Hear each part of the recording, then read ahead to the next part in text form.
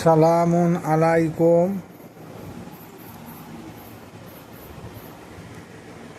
আমরা সালাত আদায় করি, সেই সালাতের মাধ্যমে আমরা আল্লাহর কাছে হাজারো কাকুতি মিনতি করি, কিন্তু আমরা সেই ডাকে সাড়া পাই না। কারণটা কি? সাড়া না পাওয়ার কারণ হলো একটাই, যেমন আমরা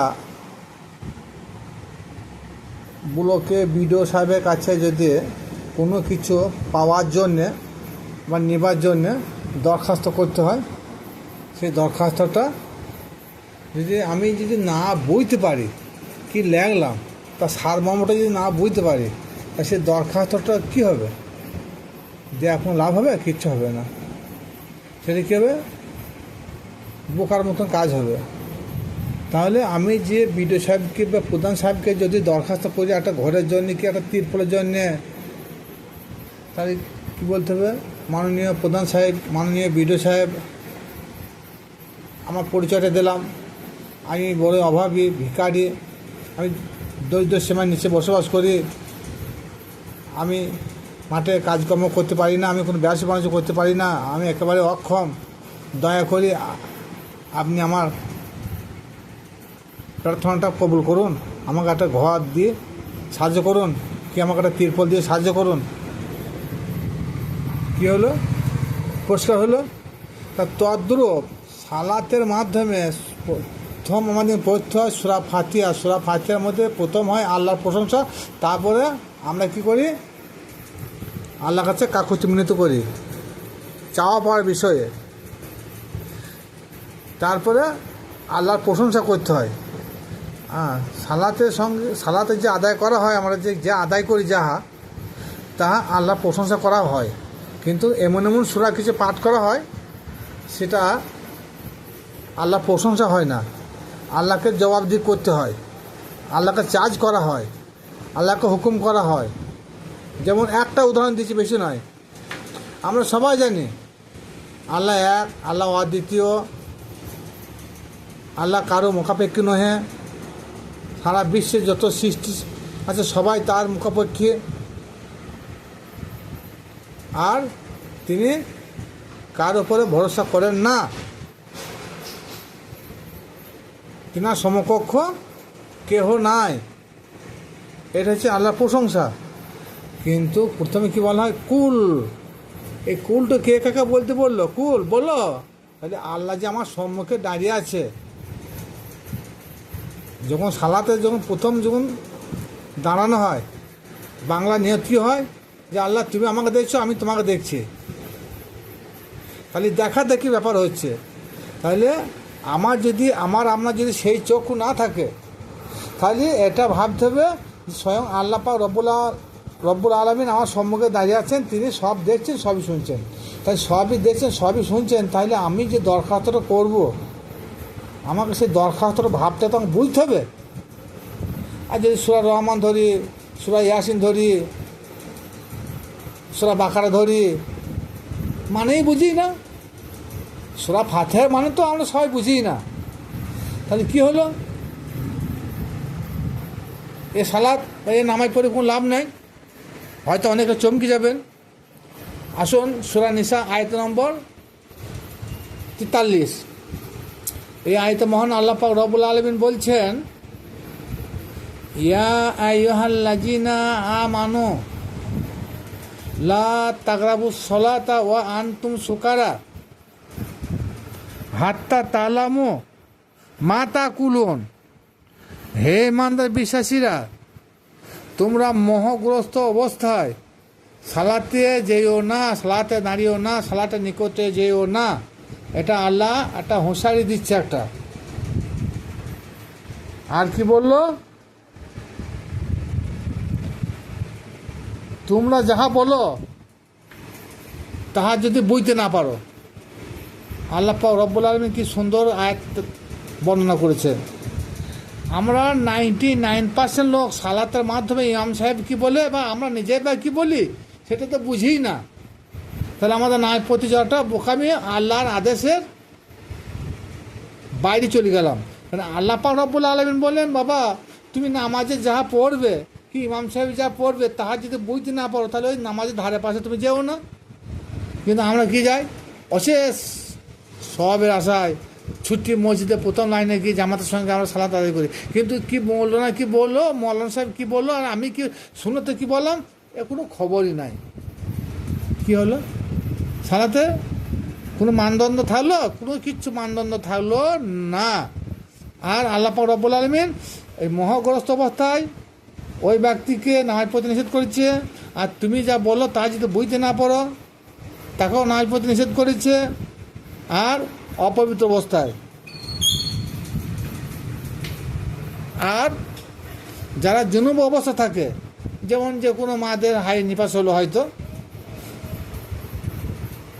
তারা যেন সালাতে না যায়। তাহলে আমরা এই আয়াতটার প্রতি কোনো গুরুত্ব দিই না। তাহলে কী হলো, আমরা সে পড়তে হয় পড়ি, মসজিদ যেতে হয় যাই, দাঁড়াইতে হয় দাঁড়ায়, নিয়ত করতে হয় নিয়ত করি, এমনকি নিয়তের মানেটাও আমরা ঠিক মতো জানি না। তাহলে কী হলো, ওই সালাতে কোনো ফল পাওয়া যাবে? ব্লকে বিডিও সাহেবের কাছে কি পঞ্চায়েত প্রধানের কাছে দরখাস্ত দেবো, সেই দরখাস্ত ভাবটা যদি আমি বুঝতে না পারি, তাহলে আমার দোয়াটা, আমার প্রার্থনাটা, আমার চাহিদাটা কী করে তিনারা বুঝতে পারবেন? তদ্রূপ আল্লাহ পাক রব্বুল আলামিন আমি কি বলছি কি না বলছি সেটা তো আমাকে বুঝাইতে হবে আল্লাহকে, যে আল্লাহ আমার এই চাইছি, আমার এই প্রয়োজন। কিন্তু না, বড় বড় সূরা মুখস্থ আছে, সে সূরা অনর্গল পড়ে যায়, কিন্তু সূরার মানে মতলব কিছু বুঝি না। প্রত্যেকটি সূরা যদি মানে মতলব বুঝতাম না, তাহলে নামাজ পড়ে আমরা কেউ খারাপ কর্ম করতাম না। যে কথাটা বলা হয়েছে সূরা আনকাবুত 45 নম্বর আয়াত, যে নামাজি ব্যক্তিরা কখনো অশ্লীল, নোংরা, ফায়সা, গহিত কাজে তারা সামিল হবে না।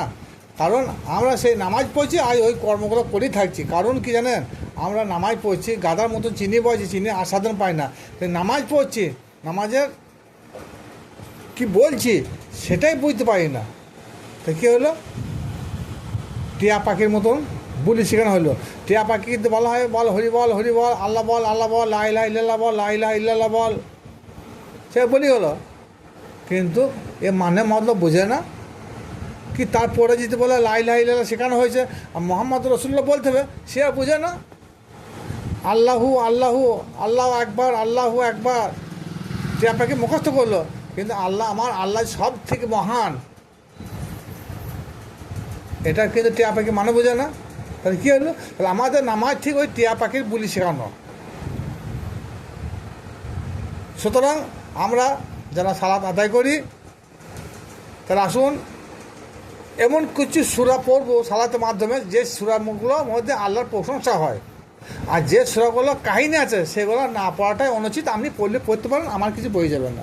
কিন্তু আমার বলা বাহুল্য এইটাই, যে আমি বা আপনি যখন মহান প্রভুর সম্মুখে দাঁড়াইছি, তার কর্তব্য হচ্ছে, প্রথমে বলেছে আলহামদুলিল্লাহ, সমস্ত প্রশংসা আল্লাহ তোমার। তাই নামাজে প্রথম থেকে শেষ পর্যন্ত যাহা পড়ি, যা বললি, তাহা তো আল্লাহরই প্রশংসা করছি, না সে এইসব লোকের কাহিনী বলছি,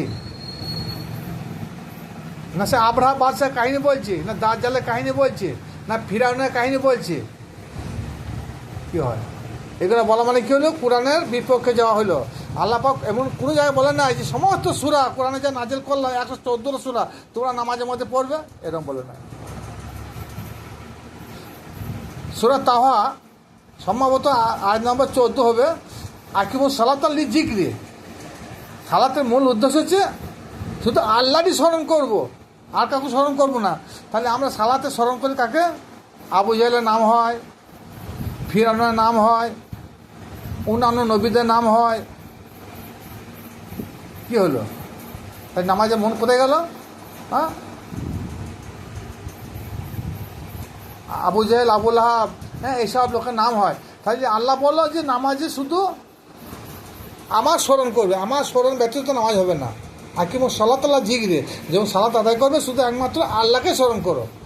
আর সে আল্লাহ স্মরণের উদ্দেশ্যে সালাত।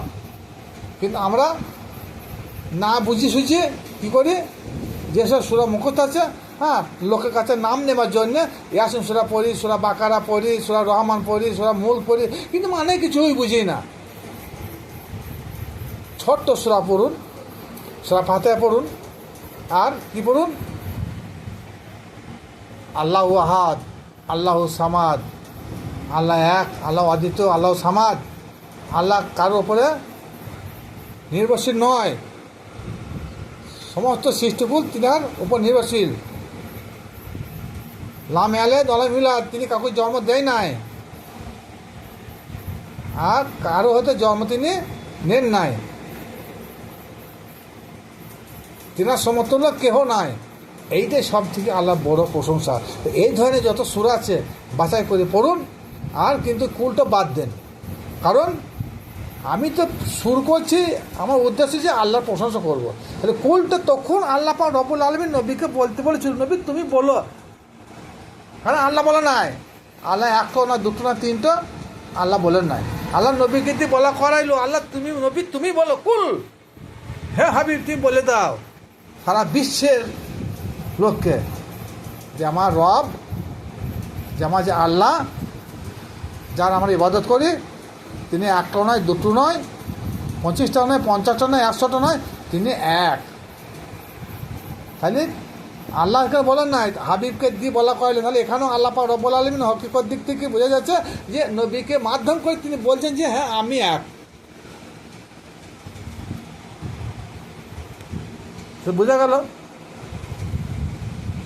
সুতরাং সালাত যারা পড়ছেন, আমার নিষেধ করার কোনো ক্ষমতা নাই, তবে সালাতের শাব্দিক অর্থ বুঝে পড়ুন, আর সালাতে যা পড়া হয় তার মানে মতলব বোঝার চেষ্টা করুন, নচেত ওই সালাতে কোনো লাভ হবে না, আল্লাহর সন্তুষ্টি কামনা করা যাবে না। ভিডিওটা শুনে যদি ভালো লাগে, শুনে বেশি বেশি শেয়ার ও লাইক করবেন। আশা করি যারা হুসাইনি মুসলমান আছেন তারা শেয়ার ও লাইক অবশ্যই করবে। খোদা হাফেজ।